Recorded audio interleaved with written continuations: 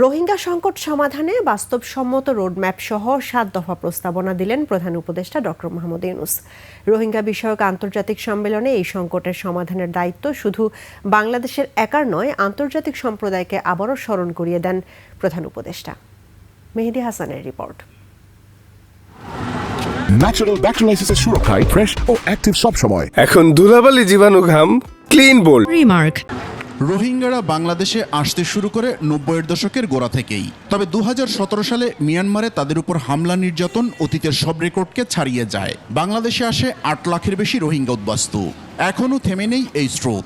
সব মিলিয়ে বাংলাদেশে তাদের সংখ্যা এখন ১৩ লাখ। এমন পরিস্থিতিতে কক্সবাজারে রোহিঙ্গা বিষয়ক এই আন্তর্জাতিক সম্মেলন, যেখানে বক্তারা রোহিঙ্গাদের নিজ মাতৃভূমিতে ফিরে যাওয়াকেই টেকসই সমাধান বলছেন। প্রধান উপদেষ্টা তার বক্তৃতায় আন্তর্জাতিক সম্প্রদায়কে শেষ রোহিঙ্গা ব্যক্তিটি রাখাইন ছেড়ে যাওয়া পর্যন্ত অপেক্ষা না করতে আহ্বান জানান। দেন ৭ দফা প্রস্তাবনা।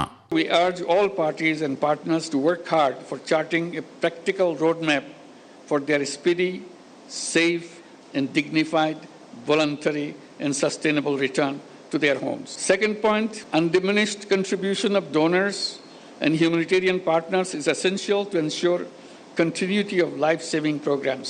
Third point, we urge upon the Myanmar authorities as well as the Arakan Army to ensure safety, security and livelihood of the Rohingyas.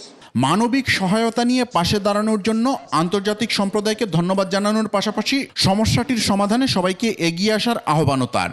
It is not only the responsibility of Bangladesh but also of the international community to share the burden of the Rohingya crisis, to reflect on the possible solutions and to play an active role in implementing them.